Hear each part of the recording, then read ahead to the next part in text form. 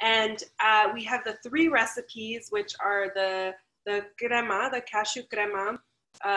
We have the pipián verde and the chipotle salsa. Like, what was the 3rd thing? And so I'm gonna start off with the cashew crema, which is a really, really simple recipe. And it doesn't require very many ingredients. I'm gonna talk to you about 2 different ways that you can make it. One is a very quick cashew crema that you can make and eat immediately, and the other requires a little bit of fermentation, so it would be something that you would likely eat a day later. And the recipes that I'm making are from my new cookbook, which is called La Vida Verde, that just came out in April. It has 60 plant-based recipes. The cashew crema, or the crema de anacardo, is the one that I'll be making right now, and it's on page 117. And I'll also be referencing another recipe on page 14, which is with the esquite. It's the crema that I use there, which is a very quick one. So let's get right into it. And I am going to share the ingredients that I have prepped ahead of time so that you can get a sense of the prep work that you would be doing at home. So this recipe calls for 3/4 cups of cashews. And here I'm using some raw cashew pieces. I like to use raw cashews because they don't have any additional flavor, you know, as compared to, for example, toasted or salted or roasted cashews. These are very, very neutral in flavor, and they're perfect for this particular recipe. And I purchased the pieces because they're a lot cheaper to purchase than if you bought the whole fancy cashews. They're a lot more expensive. And I just had them soaking in enough water to submerge them. I'm gonna dump this liquid out. This is not the liquid that I'm gonna use to blend up my cashews. So I'm just gonna head over to my sink in a moment and dump that liquid out. But before I do that, I'm gonna just keep going through here with the other ingredients. Here I have a 1/2 cup of just regular water. I have some drinking water here, and that's what's gonna help blend our cashews to a creamy consistency. I also have a couple of probiotic capsules. I have 2 here, and I'm using here acidophilus. It's a probiotic that helps create a little bit of fermentation in your dish. So those 3 first ingredients, the cashews, the water, and the acidophilus, are essentially what are gonna ferment overnight. So you're gonna blend your cashew cream until it's super creamy, or your cashews until they're creamy with the water. Once you get to that creamy consistency, you would put in these acidophilus capsules, and you would remove, and I'll show you how you just use the powder that's inside. And you would make sure it's mixed in well and let that ferment for several hours, about 15 to 18 hours.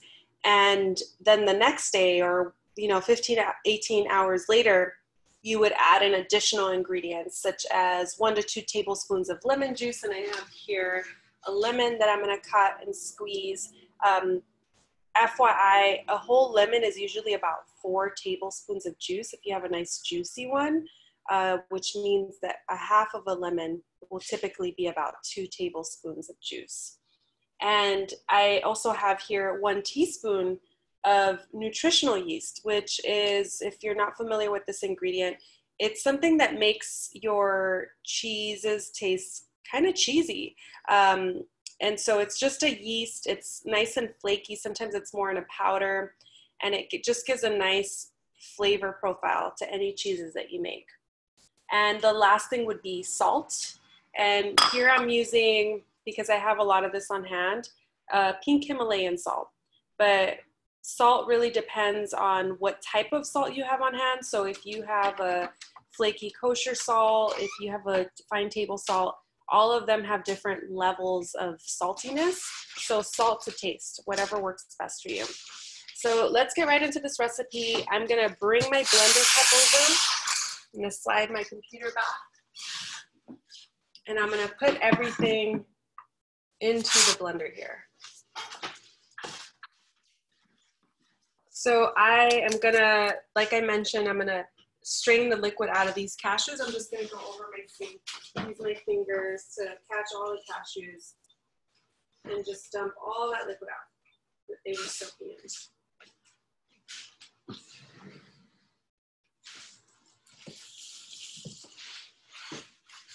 And I am going to add these soaked cashews, and you can see how they're nice and soaked. They're kind of pliable. They're soft to the touch. Like here's one piece that I can, you know, really bend.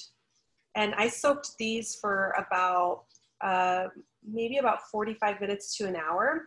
I'm using here a high power Vitamix blender, and it is really, really great for creating sauces and soups and, you know, purees.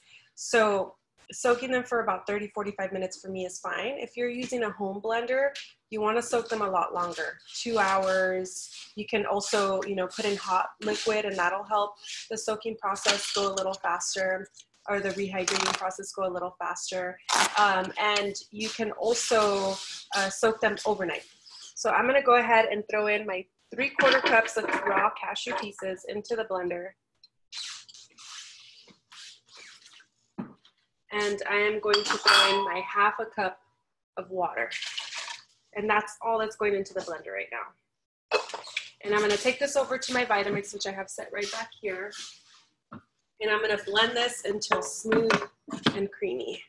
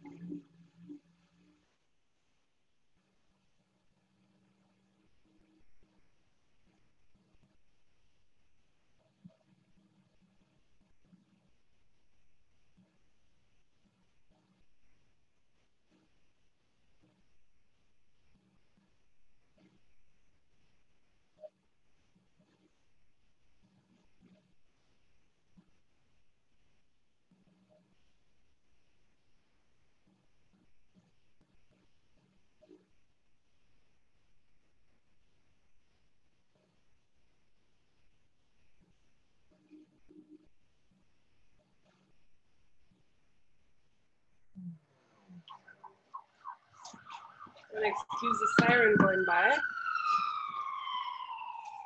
Okay, so you can see here that I have a nice creamy consistency.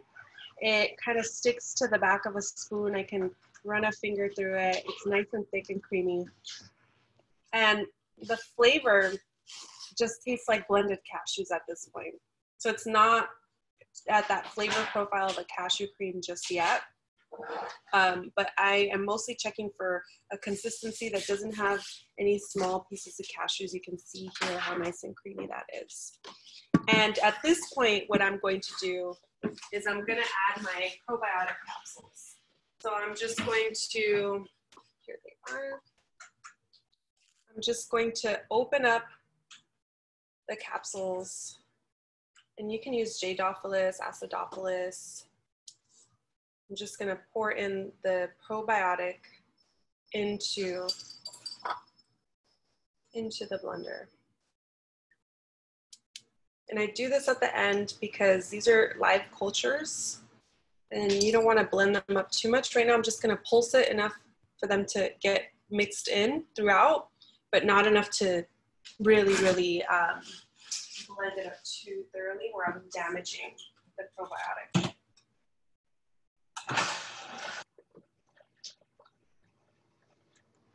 All right. And so what I would do at this point is to let this, let me bring this into a bowl. I would let this hang out for 15, 18 hours on your countertop. You can cover it with a little piece of plastic wrap and punch holes in it. The important thing is that you want this to be able to breathe and to ferment. And when you come back to it, it should have a little hint of that fermentation funk and feeling that all cheeses and creams have. That's what you're looking for. And once it gets to that point, then we add our other ingredients. The reason we don't add the lemon juice and everything now is because like I said, we're working with live cultures with the probiotics, and if we were to add lemon juice, salt, and all this stuff now, it might kill them because lemon juice would likely kill them. So look at how nice and creamy that is. And trust me that it's worth the wait to see how it tastes post-fermentation and add everything else. I didn't do a batch prior to this, so I'm gonna just add in my other ingredients just so you can see the whole process. And we're gonna imagine that this is a cream that's been fermenting overnight or all day and is just getting the last finishing flavorings to make it pop even more. All right, and I'm scraping every little last bit out of here. I think I got most of it. Cool. So here I have my cashew cream. Set this aside so I can do it in a moment. And I'm going to, again, imagine with you all that this has been sitting on my countertop with a piece of plastic wrap over it, holes punched in it, or maybe you know, a lid to your container, just like set ajar so that it can breathe, and that it's been fermenting for several hours. Sometimes, not every time, but sometimes I'll see that there's like a lot of bubbling happening. So those are the cultures that are alive and are kind of thriving in the cashew cream. In fact, in the book, if you look at page 117, there's little bubbles in there because that was all the fermentation that was happening. So I had just fermented that the night before, and there was a lot of activity happening in the cashew cream. And so what I'm gonna do at this point is, let's say that this has been fermenting, that I can come to it and I get a sense of the flavor of fermentation. So it'll be slightly tangy, a little bit sour. And then I want to add to that. So what I would add at this point is a teaspoon, of my nutritional yeast, which is going to make it extra cheesy. And then I'm going to add salt to taste. So in this case, I'll probably add a couple nice pinches of salt, because the thing with cream is you want it to be, because it's a garnish or something that you use to finish a dish, you want it to be a little bit salty. You don't want it to be really bland. And the last thing I'll add is my lemon. Let me grab it here. And I could add 1 to 2 tablespoons of that lemon juice to my cream. So the things I added were the nutritional yeast. I added, let me get a lemon squeeze too, just make my life easier. Catch those seeds. So I have my nutritional yeast, some salt, and some lemon juice. And like I said, a half of a lemon is usually about 2 tablespoons. So I'm gonna add my lemon juice here to my crema. My fermented crema is what we're imagining. And then I'm just going to mix that all in. And I would still let this sit in the fridge to let all the flavors really meld together. Let it sit in the fridge for a couple hours. I mean, you could eat it as is at this point, but if you let it sit for a couple hours, it'll be even more delicious. And so this is our fermented cashew cream. And you can see that it's a nice smooth crema consistency. Again, it sticks to the back of a spoon. You can run a finger through it. I'm gonna give it a taste. I could add a little bit more salt to this. Salt as you go. As you taste things, you can get a sense of what needs a little bit more salt. And then this is perfect to add to a squeeze bottle. I have mini squeeze bottles here at home. And you can just use this, like in the photo for this class, that's a taco de jackfruit with the cashew cream and a pipian verde over the top. That's just done with a squeeze bottle. All right, so this is good to go. And I'm honestly gonna let this still sit out and ferment for a little bit, although I did add that lemon juice. So what's happening is it's not gonna be as potent of a fermentation process. So it's important that you try to let it ferment before you add all the other things to it. But I'm hoping that I'll still have a little bit of fermentation that happens. So I'll set that aside. And the quicker version of this cashew crema would be if you didn't do the fermentation process and you just did, in the esquite recipe, it's 5 ounces. So just a little bit less of the cashews. Instead of 3/4 cups, it's 5 ounces. So just a little over half a cup. And it's a half a cup of water with a couple tablespoons of lemon juice and some salt, and that is it. And trust me, it'll still taste just as good if it's over, you know, a taco or several different dishes. But this one I like because it has even more depth of flavor with the fermentation that happens. So the quick one you can eat immediately. This one requires a little bit more time, but definitely worth the time. So there's our cashew cream. Any questions about that process? And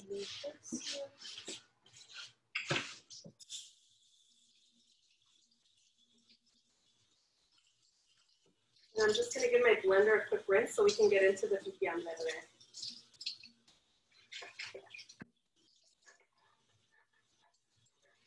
In a moment. Let me get started with my pipián verde. So I have a stainless steel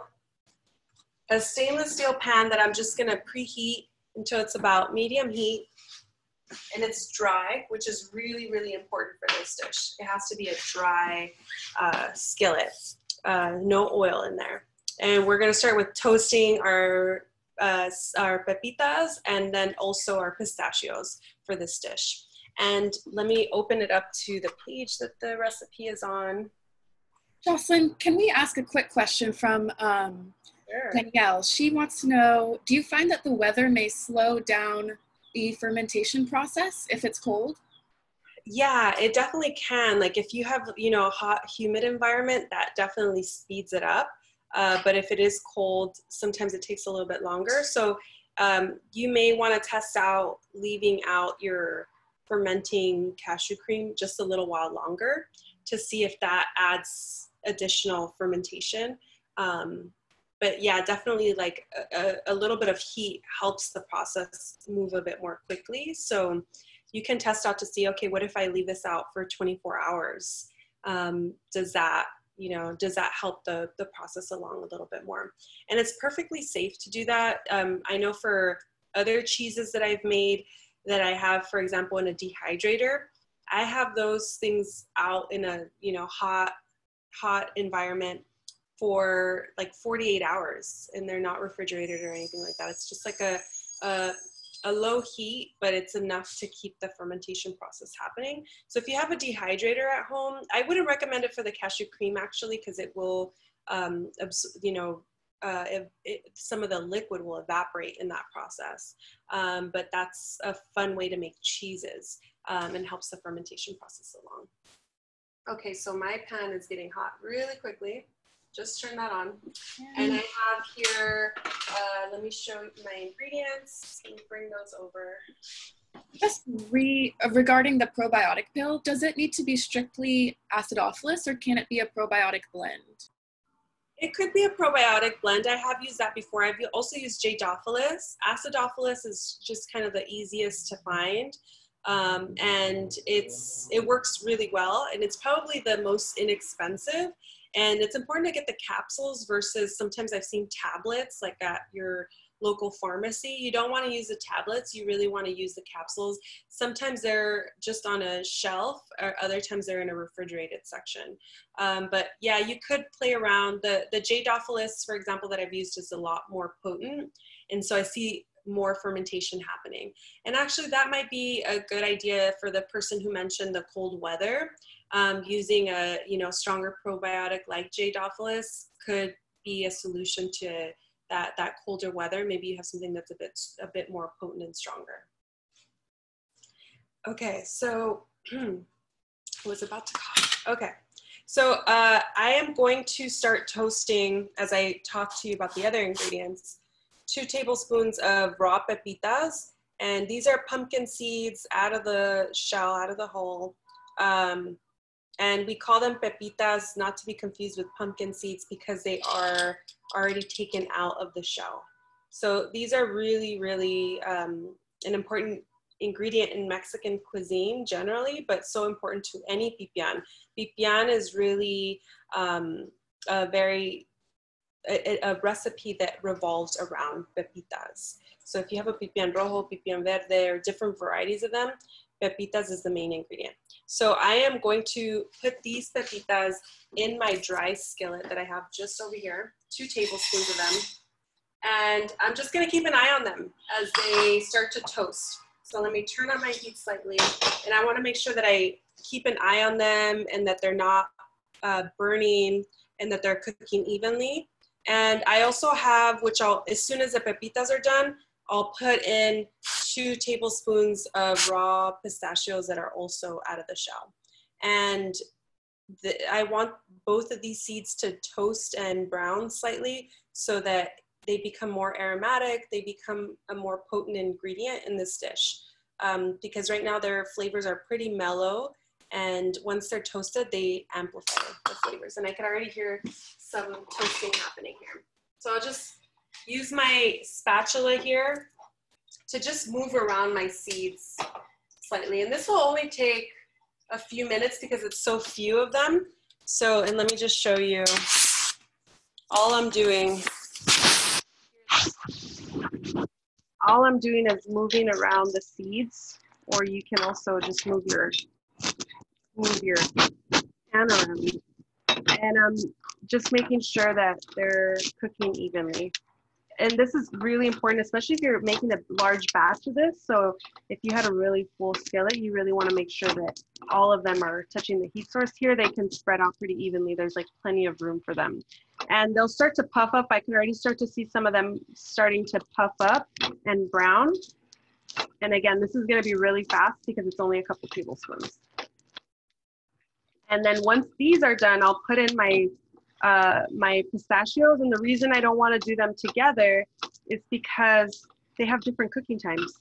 And the pistachios they'll take a little bit longer, and the pepitas will be done and likely burn if I waited, if I did them at the same time. And so it's just easier to just do them separately. So these will just take another minute or so. And the other thing I did to prepare for is I have 2 poblanos and 2 jalapenos that I fire roasted. And all I did was I turned on my burner on my stove, and I just cooked them directly over the flame using some heat-proof tongs, so that I could grab them and turn them without burning myself. And I just cooked those all around. I really liked charred poblanos, charred jalapenos. And I think that they add a nice dimension of flavor to this dish. So you can cook them as much as you want, but mine, I cooked them pretty well. So I made sure that they had nice charring all around. And for example, for a chile relleno dish, I would have, put them in a bowl covered in plastic wrap to let them steam so that I could remove the skin. But for this pipián dish, I actually leave the skin on. The charred skin stays intact in the sauce, and it adds a nice dimension of flavor. It's all gonna get blended up. And I didn't have to cover them because I didn't want to remove the skin. Okay, so let me show you how my pepitas are looking now. So gone from a nice vibrant green to a much deeper green. Some browning has happened. They've slightly clumped up. So they are popping and crackling, and I'm gonna go ahead and remove these and put them back into the same bowl that I have them in for now. So an important step in any pipián sauce. Putting those into the bowl, and then I'm gonna go ahead and grab my pistachios, and I'm gonna toss those in the same dry skillet. And I'll keep an eye on these until they also become nice and fragrant. And I can hear, I don't know if you can hear, the little crackling happening with my pepitas. They're still super hot. And they're super fragrant. You can smell the toastiness. And the skillet's pretty hot, so these pistachios actually might go fairly quickly as well. So again, it's a little bit harder to see the browning happening on the pistachios because they already have a little bit of browning naturally on them. But you'll see a little bit of the toasting happening. And so all I'm gonna do for these pistachios and the poblanos is I'm going to remove the stem and the seeds. For the jalapeno, the seeds, it really depend on how spicy it is. And so what we do in our kitchen is we taste every single chile that we use for todo verde. And if it's really spicy, then we remove the seeds. If it's not, then we leave it complete and just take off the stem. And so I'll start working on that now and toss it in my blender. And the last ingredient that I'll mention here before getting started with everything else is I have here a cup of vegetable broth. If you don't have vegetable broth on hand, you can definitely try to make some with any food scraps that you have, any veggie scraps or dried mushrooms, mushroom powder, or you can just use water. But I just find that the veggie broth gives it a little bit more depth of flavor. And so I'm using 1 cup of that. And by the way, this recipe is on page 79 if you're looking at the book. So I have 2 tablespoons of pepitas, 2 tablespoons of my pistachios, which are honestly almost done.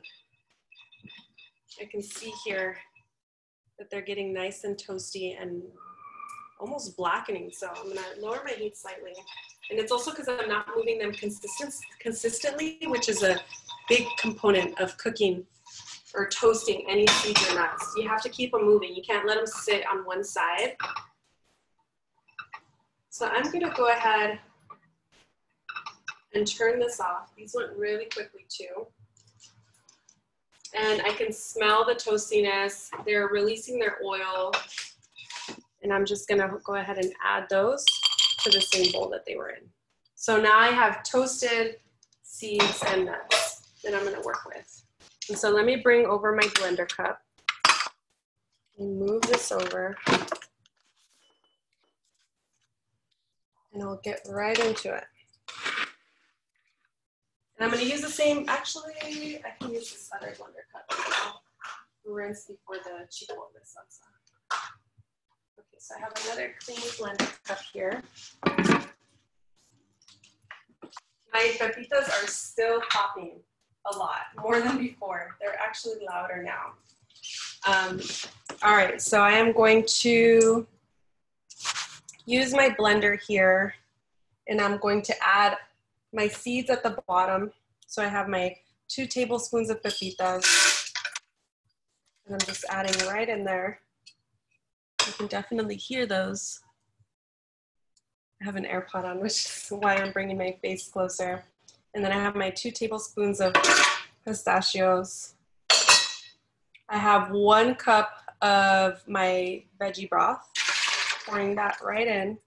And the reason I'm doing that first, which you don't have to do, but this will kind of help rehydrate those seeds and the nuts so that it'll help them blend a little bit more smooth and creamy as I get my other ingredients ready.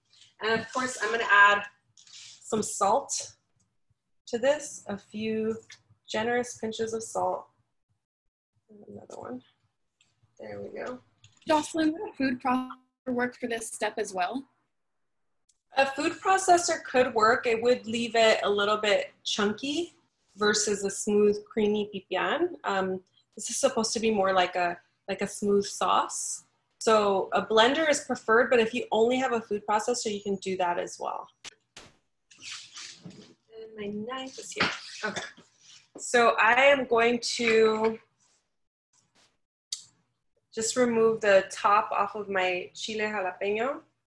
Give it a smell. I'm gonna give it a little taste. I like to take a little sliver off and taste it. This is not spicy at all, so I'm gonna go ahead and add the whole thing. And for the broth, did you say that any homemade veggie broth will work? Yeah, totally. Any flavorful veggie broth. I like to make my own veggie broths, although I didn't make the one that I am using right now. But I've made some with dried mushrooms, carrot tops, potatoes, cilantro stems, anything you have on hand. This one's also not spicy, tossing the whole thing in. And then for my poblano, I'm gonna just use my hands here and tear. So I'm gonna tear one strip off, and then I'm just gonna go around the top. And it usually leaves the seeds pretty intact at the top. There we go. And I'm gonna just throw in, there's usually liquid in here. This one has a little bit of liquid inside. You can see it dripping out there. I love that. That just adds additional flavor. It's juice from the poblano. And if you wanted to get any more of the poblano off, you can use your knife here to just cut around the seeds. If any seeds went in there, it's totally fine, especially if you're using a Vitamix. You just don't want all the seeds. You'll get a lot of bitterness, but there we go. Ready for compost. Let me grab my other poblano. And I'm gonna, again, tear a little strip off, and I'm gonna use my fingers to just go around. This one also had a little bit of liquid that just dripped in there. The seeds are starting to come away here. So let me grab my knife. I'm just gonna tear these seeds off, actually. It's pretty easy to tear those off. So now I have a clean piece. It'll go all around. There we go. And another piece ready for compost. I am going to blend this. Let me rinse my hands really quickly. And I'm gonna blend that until it's nice and smooth.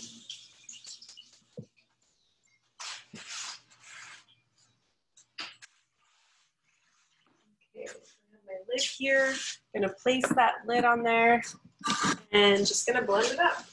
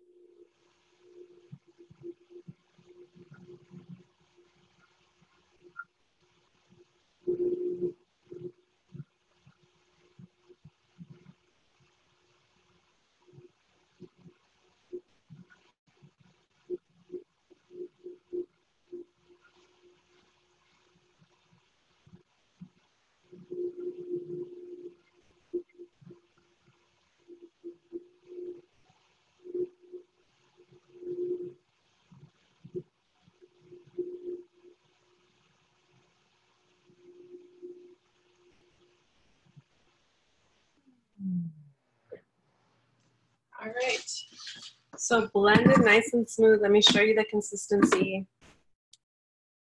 You can see that there again. You can run your finger across, nice and thick sauce. I'm gonna taste for salt. I also like to taste for spiciness. That has a nice kick to it, which I really like. And obviously you want the poblanos and the jalapeno to shine. But I'm gonna taste for salt. It needs a little bit more salt. So let me go ahead and add that. Ooh. Trying to talk and eat at the same time. Let me grab some water.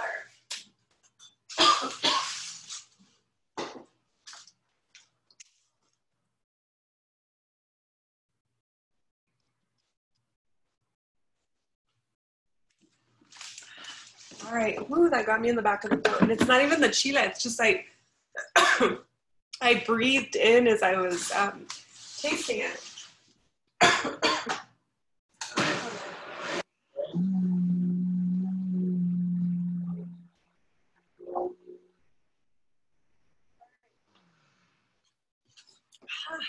So that salt is incorporated now. Let me give it one more taste. Let me swallow. All right, there we go. So nice, creamy consistency. I blend it till really smooth. For todo verde, we usually add this to a squeeze bottle. So it's really important that we blend it nice and smooth because then you'll get little pieces of pistachio or pepita that get stuck in the nozzle. So another sauce here that is done. Let me add it to the bowl here so you can see. A nice creamy consistency, and that's what you're looking for a pipián. And this is actually going to get overflown if I keep going. All right, any questions about this pipián sauce? Let me set that aside as I get ready for the last recipe. Put this over here.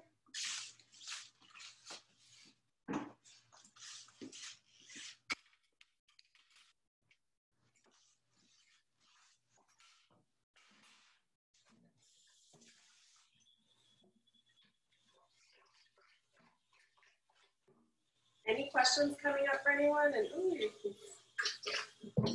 getting up close and personal with my chanclas. All right. So I, before this class, took some time to fire roast everything. So I have some fire roasted tomatoes here that I'm going to use for this recipe.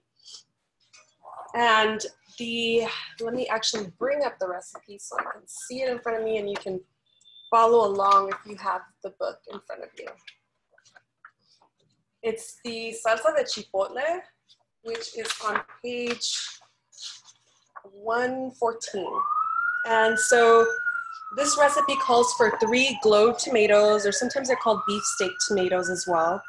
So I'm using 3 medium-sized tomatoes. They're kind of on the large side, but for the sake of this class, let's say they're medium. 3 medium tomatoes, and then I'm using chipotles and adobo, which honestly, they usually come in a can where the chiles are floating in the adobo sauce. My tip to you, what I usually do here at home, is I open the can of chipotle and adobo and I blend it.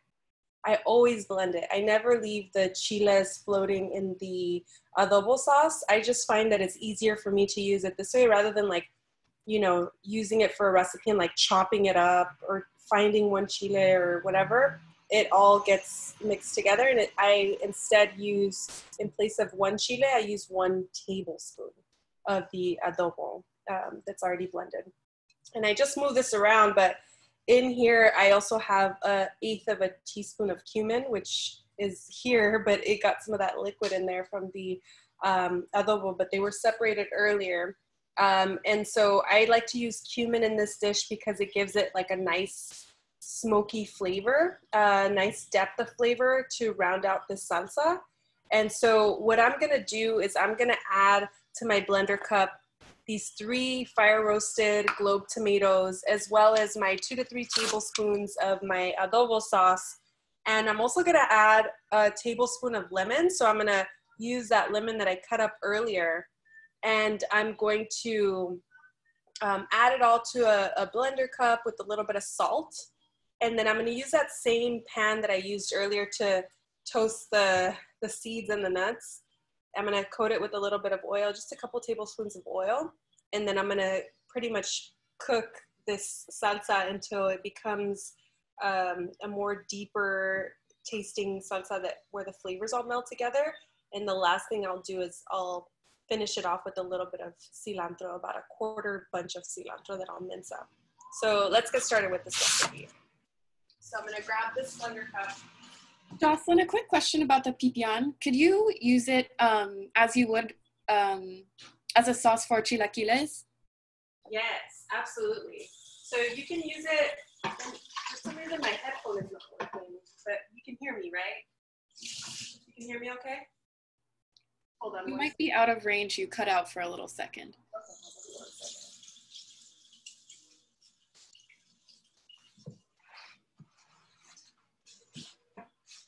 So I'm using the same blender cup as earlier. There's a little bit of cashew cream in there, but still totally fine. Unless anybody has nut allergies, and never do that. Let me make sure my headphone is connected here.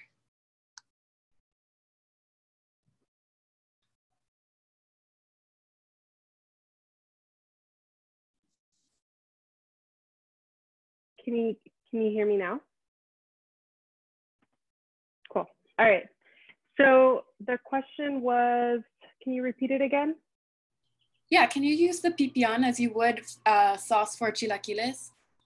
Oh, got it. Okay, so I thought that you were talking about the salsa de chipotle. So the pipián, the way that I would use that is more of a finishing sauce on something. For the pipián rojo, like you can definitely incorporate that into a full dish. The pipián verde, the flavor, I find that it's better as like a finishing sauce rather than like coating all of your chips for chipotle, for a chilaquiles dish. I wouldn't use it for that. I think that the flavor is a little bit too strong and also too, I don't know, I don't even know, like it's just like too savory is not the right word, but because obviously salsas are also savory. But I find that, you know, if you use a salsa de tomate or tomatillo for your chilaquiles, there's like a brightness to it, whereas the pipián sauce is more of like a low tone, like almost like umami depth of flavor. And it just doesn't really marry as well with something like a chilaquiles dish.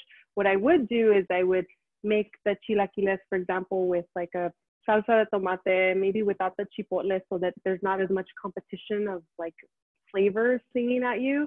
And I would make those chilaquiles with a salsa de tomate or a tomatillo sauce, and I would then squeeze the pipián over it as a finishing. So you can use it in that way. We use it over tacos, over jackfruit, different dishes. But it's definitely, for me, more of a finishing sauce or something you would have on the side versus like coating everything in it. Because it's such a powerful flavor with the pistachios and the pepitas, and you can taste the heat of the poblano. It just will take over if you add too much of it.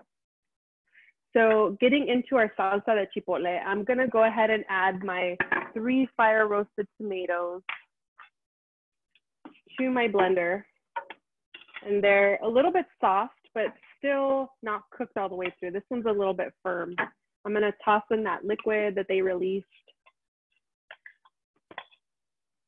And I'm gonna get all that skin in there too. And again, I'm using a high power blender, so the skin will get blended till smooth. If you have a blender that's maybe not as strong, you can take off the skin. I know sometimes when people make a salsa that's like a salsa de tomate, sometimes they will use a boil the tomatoes and then remove the skin. And I'm okay with the skin. Obviously, we eat the skin all the time, so it's not like it's a bad thing for you to eat. But your blender really depends on how much it'll break it down. So I have here 3 tablespoons of chipotle in adobo that I blended, like I mentioned. So that's just like my little tip to you that makes the process a little bit easier rather than, you know, going through the sauce each time and trying to pull out the chipotle. And so I have 3 tablespoons, which to me is the equivalent of about 3 of the chiles.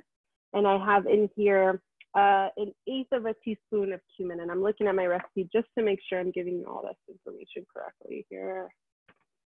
And so I'm just using my spatula to grab every little last bit of this chipotle out of the bowl, you can see here. And then I'm also gonna add a little bit of lemon juice, a tablespoon of lemon juice, which I have here. And let me grab my other lemon half that we use the first half for the cashew crema. I'm just gonna squeeze it about halfway. So that will be about our tablespoon there. And I'm also gonna add some salt. And I'm gonna preheat my skillet here. I'm gonna add a nice few generous pinches of Himalayan salt. And again, Himalayan salt's not very salty. So it may seem like, OMG, she's adding so much salt. But this salt just isn't as salty as other salt varieties. Could you use a lime juice instead of lemon? Yeah, you could use lime juice. I prefer to use lemon mostly because it's a local native ingredient here in Los Angeles. And limes are usually in Mexico, they grow in Mexico. So I love lemons, but you can definitely use lime. And maybe start with a little bit less because they're a little bit more acidic. And I'm gonna just blend this until it's smooth. Go ahead. Would it be possible for you to switch off the headphones maybe? I'm not sure if it's my internet, but you are still cutting out a little bit. Really? Okay, because before I was cutting out without them. Let's see. Is that better? Can you hear me now? Okay, all right. Let me know if it happens again and I'll try. Because before it was cutting out, but I was not using the headphones.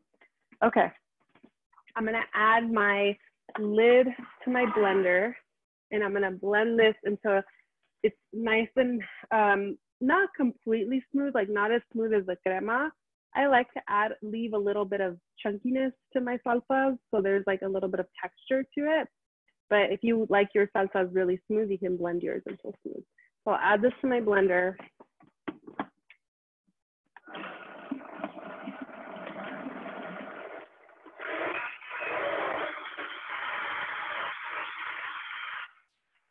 All right. And I'm gonna add a couple of, and let me move this over and bring you closer here. Ooh. So I have here the same pan that I was using for my pistachios and my pepitas. I'm just gonna add a couple tablespoons of oil here. I'm using grapeseed oil, which is what I typically use for cooking.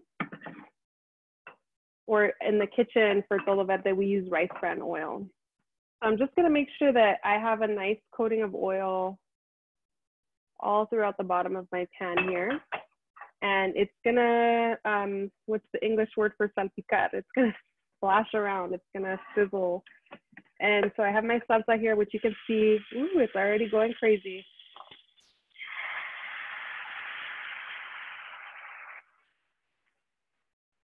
Is a nice vibrant red. You can see that it still has some of that texture that I was talking about.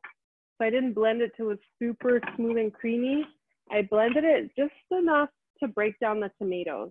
I'm just gonna use my spatula here to get every little last bit out. Let me turn up my heat because I want it to keep bubbling. It was really hot and then it just died off, but I can bring the heat back up.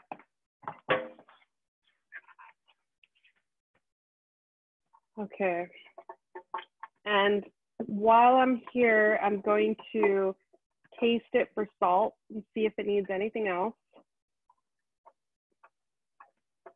And if you didn't want to add more salt, alternatively, you could add a little bit more lemon juice. All right, so I can see it's my hot spot is here. Keep an eye on it, mix it around. And what I want to do is I'm gonna let this cook until it slightly reduces, and you'll see that, notice the red now. It's almost like a pasta sauce red is what I'm seeing on the screen here. And it will create a little bit more of a deeper red color as it cooks down slightly. And while I'm waiting for that to happen, I'm going to just mince up that quarter bunch of cilantro. So let me give this a little piece. Let me grab a spoon here.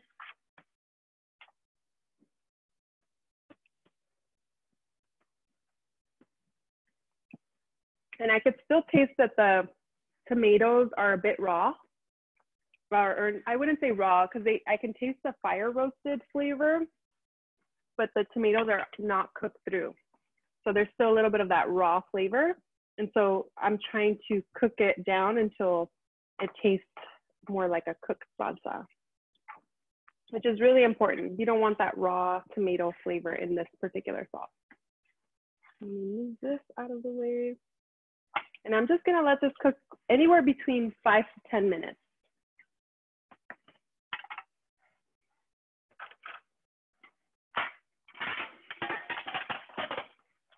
Okay, and I'm gonna bring a cutting board over and I'm just gonna mince up a little bit of my cilantro.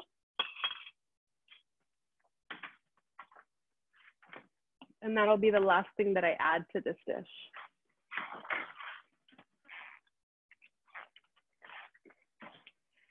And I like to store my cilantro in the refrigerator in a cup of water.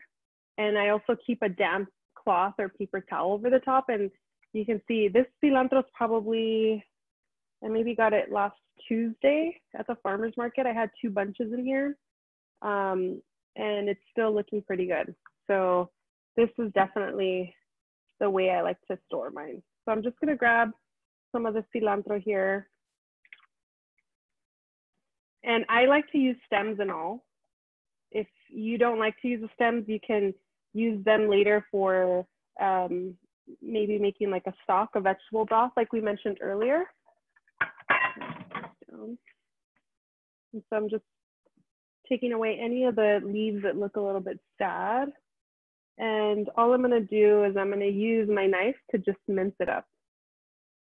And I'll use the same knife I was using earlier, although a chef's knife actually would be better. Let me grab that.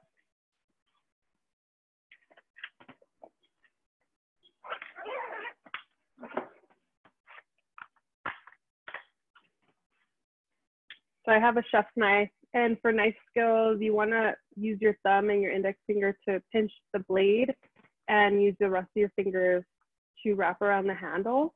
And this is the proper way to hold a knife. And then you wanna, with mincing cilantro, you wanna make sure your knife is sharp because you don't wanna bruise it. Although this sauce is kind of hot, so it's not particularly important for this dish, you know, because it's still gonna get a little bit cooked. But if you were making a ceviche, for example, something that's gonna stay raw, you wanna have a nice sharp knife. And so I just cut my cilantro in half, and then I put all of it together, and I'm bear clawing my opposite hand. So I'm gonna cut against my knuckles, and I'm just going to mince this up. So just small slices here, small little bits of cilantro.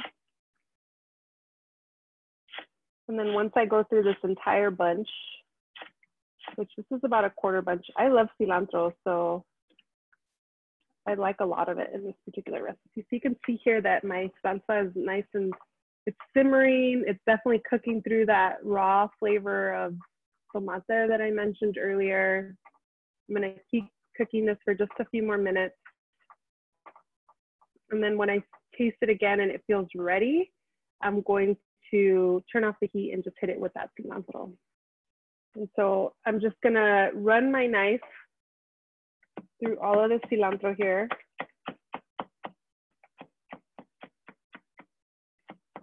So it's nice and minced up.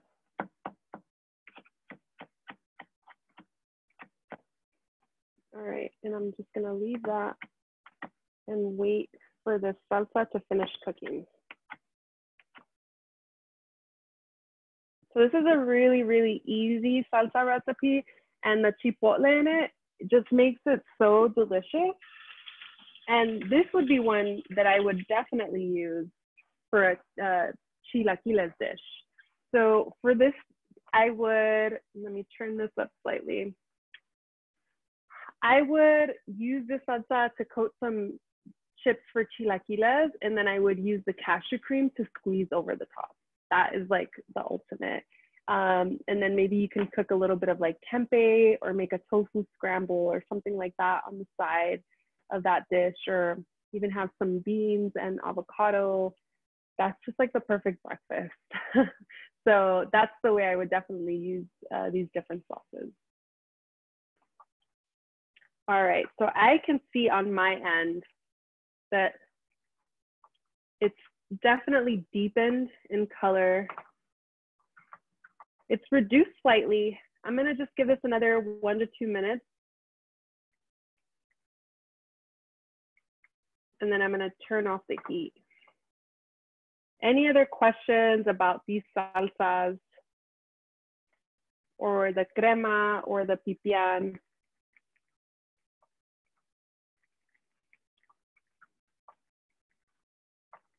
And then this salsa is just really good for like even just chips and salsa before you start a meal. It's so good. I've used it for everything, for just topping tacos. I've cooked tempeh until crispy and then added this at the end just to give it a little bit of like liquid.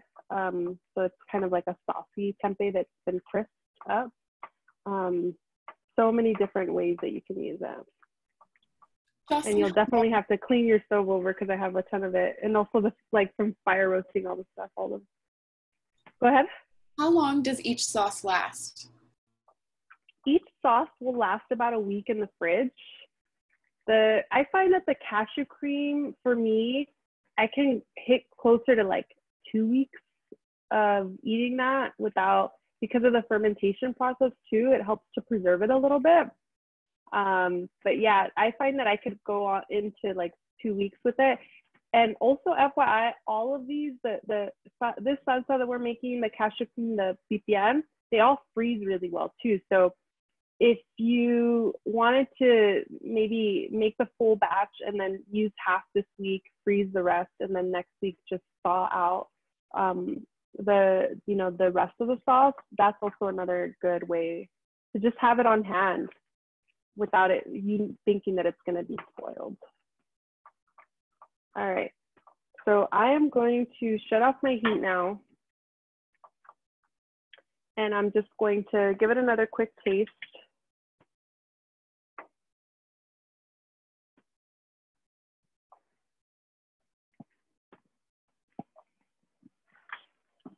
And I can definitely taste that the tomatoes have cooked, that I can taste the chipotle, it's so good. And for me, I love spicy, like I mentioned, but it has a nice kick that you feel like in the back of your throat, but it isn't like an overpowering spicy. And one thing about spiciness too, is that you may feel like if you don't eat spicy food all the time, that it's really spicy right now, but sometimes it's spicier when it's hot, and it's definitely hot right now in this skillet. And so if you let it sit in your fridge for a few hours, it sometimes tends to like mellow out the heat. So that's just another thing. If you feel like it's too spicy, same thing with the pipian. I forgot to mention, if you felt like the pipian turned out too spicy, one thing that you could do is you can add a few more pistachios or pepitas and a little bit more of the liquid and salt, and that'll kind of help to tame some of that heat. For this dish, it would be trickier because you'd have to like fire roast another tomato or something like that to bring down the heat level. So what I recommend is you can taste it when you blend it in the blender. Maybe start with 1-2 tablespoons. 2 tablespoons for me is like very mild. It's not spicy at all for the chipotle. So you can add the 2 tablespoons or the chiles themselves and give it a taste. And if you feel like, oh, it's not spicy, you can add a little bit more to it. So at this point, my heat is off. It'll still slightly wilt or cook in the cilantro a little bit, but not as much as if it was like a rolling boil. And I'm just gonna put my cilantro in here. This is gonna add a little bit of brightness to my salsa. I'm just using the back of my knife here to scrape it all off my cutting board. There we go. And I'm just going to mix that in.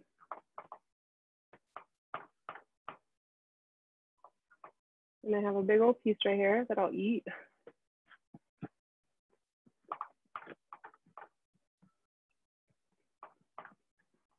Okay. And this salsa is good to go. So you have your nice little bits of cilantro in there, your tomato, your chipotle. And let me grab a little bowl here.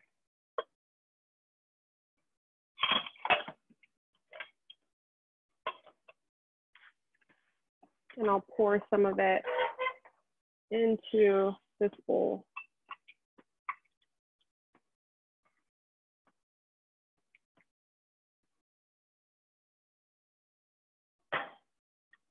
And let me bring you back here so you can see all three and their consistency side by side.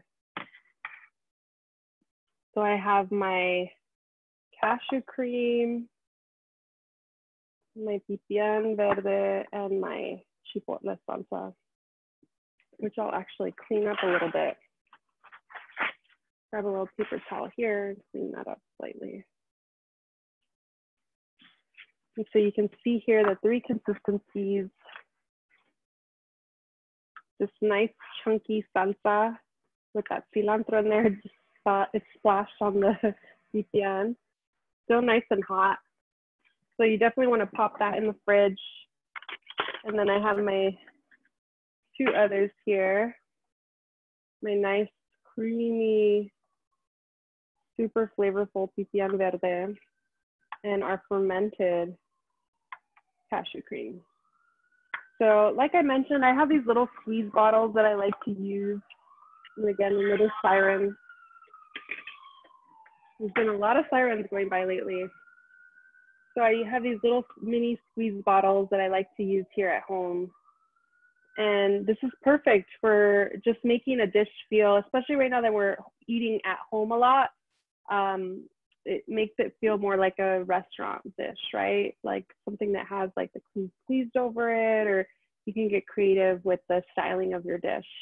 But these sauces are definitely gonna be an awesome source for anything. You can make something, for example, that is just like, I don't know, like a bean stew, or you know, Three Sisters salad, or anything that maybe seems like it's a good tasty ingredient, but maybe needs a little something, and you can add a little bit of cashew cream over the top, which will be like a nice pop of contrast of color over the top and a little bit of tanginess. And then the pipian verde, like I mentioned, is more of, so I feel like this sauce, because of the lemon juice kind of is up here, like it's like a pop of flavor, whereas this one is more like a deep flavor. And so this one I would use a bit differently. Like if you did cook, for example, some jackfruit or even some pan-seared tofu and put a little bit over the top, that would be really delicious. And then you have your salsa here that you can use for chilaquiles, or to, you know, put over tacos or eat just as a snack, chips and salsa. So any questions about our 3 different dishes here, our 3 sauces? Let me come down slightly here, get a little closer. Any other questions, concerns, things that you're, if anybody is cooking, is there anything that you're seeing that you have questions about with any of the recipes? And again, I'm not sure if anybody was cooking along. So if you are cooking along, definitely let me know if you have any questions or concerns.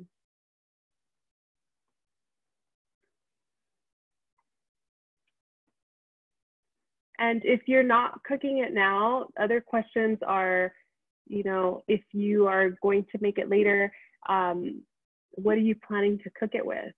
And we are going to send this recording to you all after class. So we'll send the recording as well as the full recipe, so you'll have access to that. And you can, we'll have the recording available on our Zoom for a couple days. So if you do want to watch it again or keep it for a longer period of time, please make sure to download it onto your computer so that you have, you know, access to it whenever you need it. And if you have any questions along the way, you can always email us, DM us on Instagram. We'll get back to you as quickly as possible. And I'd love to see any of these dishes. So if you know, make it at home, take pictures, tag us, send it to us, let us know how it turned out. Another cool thing that's been happening, especially while we've been in, you know, this quarantine time, is people may not have the exact ingredients, so they've been adjusting the recipes according to what they have available. And so I'm very curious about that. If you didn't have pistachios, but you had walnuts or whatever, you know, like how is the recipe turning out for you if you had to make a few tweaks and adjustments? So I've heard some good tweaks and some that didn't work out. And so that helps me as other people ask, you know, can I use walnuts? I'll be like, no, it didn't work for so-and-so. So definitely keep me posted on all that. Jocelyn, Melissa would like to know, do you have a recipe for chilaquiles, or would you be willing to teach a class on them? Yeah, I actually just taught a class for chilaquiles for a private group. It's not a recipe that's in the book, which is why we haven't really advertised it, since we've mostly been focusing on the recipes in the book. But yeah, I mean, chilaquiles are really easy. I guess it depends on whether you want to make the chips yourself or not. Because if you make the chips yourself, then that's obviously like a big part of the recipe. And we do have the recipe on how to make your own chips in the nacho recipe of the cookbook. But if you were just using store-bought chips, you would just, you know, add salsa to your pan, similar to what we did, like pan fry the salsa, And then you can loosen it a little bit if you needed to with a little bit of vegetable broth, and add your chips right into the salsa mixture once it's like nice and hot and bubbling, and you would coat all of your chips.